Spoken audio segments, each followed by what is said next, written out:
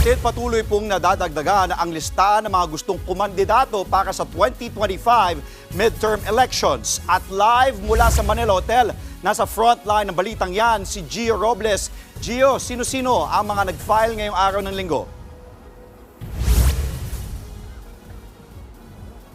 Andre, magandang hapon. Kabilang sa mga naghain ng COC ngayong araw ay isang singer, dating broadcaster, dating COMELEC commissioner at ilang re-electionist. Sakay ng bisikleta, binagtas ni Senator Pia Cayetano kasamang kanyang mga taga-suporta ang Rojas Boulevard papuntang Manila Hotel. Isinumite niya ang kanyang kandidatura sa pagkasenador sa ika-6 na araw ng COC filing. Kasama ni Cayetano ang kanyang kapatid na si Senator Alan at asawang si incumbent Taguig Mayor Lani Cayetano. Bago yan, buena mano namang nag-file ng COC sa pagkasenador ang singer at abogado na si Jimmy Bondoc. Kasama niya sina Senator Robin Padilla at aktres na si Vivian Velez. Tatakbo si Bondoc sa ilalim ng Partido Demokratiko Pilipino o PDP ni dating Pangulong Rodrigo Duterte. Nais ko pong gamitin ng boses na ito upang i-institutionalize ang anti-corruption. Gumawa po ng isang mabisa na batas na tuluyan ng wakasan ang korupsyon sa Pilipinas. Nagsumite na rin ang kandidatura ang dating broadcaster at ngayon ACT-CIS representative na si Erwin Tulfo. Kasama siya sa Senate slate ng Administrasyong Marcos. Nauna nang nag-file ng kanyang COC ang kapatid ni Erwin na si Ben Tulfo na tatakbo bilang independent candidate. Kung sakaling manalo, magkakaroon ng 3 Tulfo sa Senado kasama si Senator Raffy. Nangako si Erwin na bababa siya sa pwesto kung wala siyang nagawa sa loob ng 3 taon. If I will not perform in 3 years from 2025, kung awa ng Diyos pala rin hanggang 2028, wala po tayo nagawa, then I'll step down.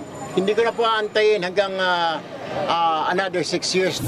Nasa listahan na rin ng senatorial aspirants ang tribal leader na si Junbert Gugayuma, maging ang dating vice presidential candidate Wilson Amad, Sixto Lagare at Ernesto Arellano. Bagaman maulan, hindi natinag ang taga-suporta ng ilang party list groups na nagtipon sa tapat ng Manila Hotel.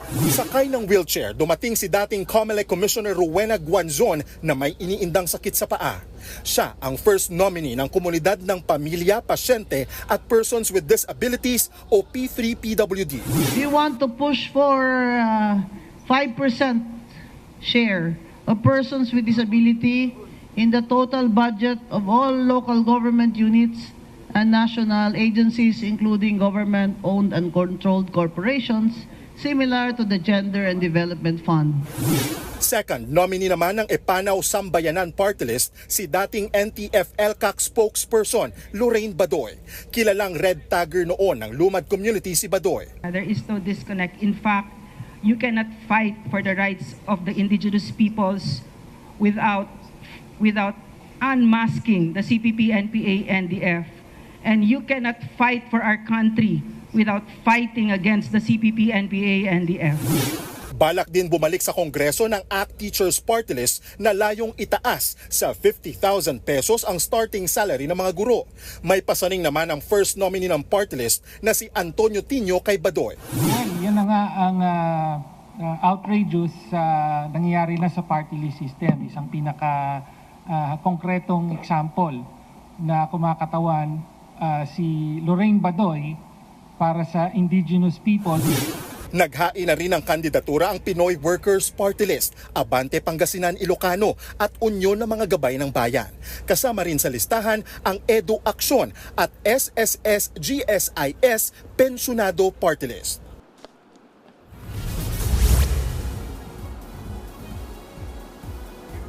Kumpara kahapon, mas kaunti ang mga naghain ng kanilang kandidatura ngayong araw. Sumatotal o mula October 1, nasa 87 na yung total na party list groups na naghain ng kanilang KONA. Ito yung tinatawag natin na Certificates of Nomination and Acceptance. Nasa 78 naman yung total na bilang ng aspirants para sa senatorial race. Andre, kung tatanungin mo ko, lahat ba yan ay tatakbo sa 2025 midterm elections?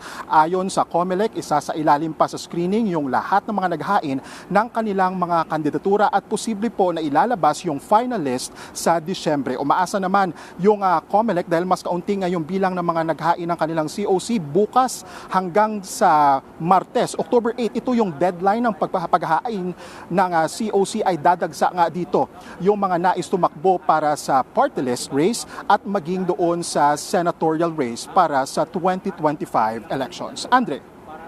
Live mula sa Manila Hotel, maraming salamat sa update, Gio Robles. Mga kapatid, Andre Felix po. Iba na ang may alam at may pakialam sa panahon ngayon.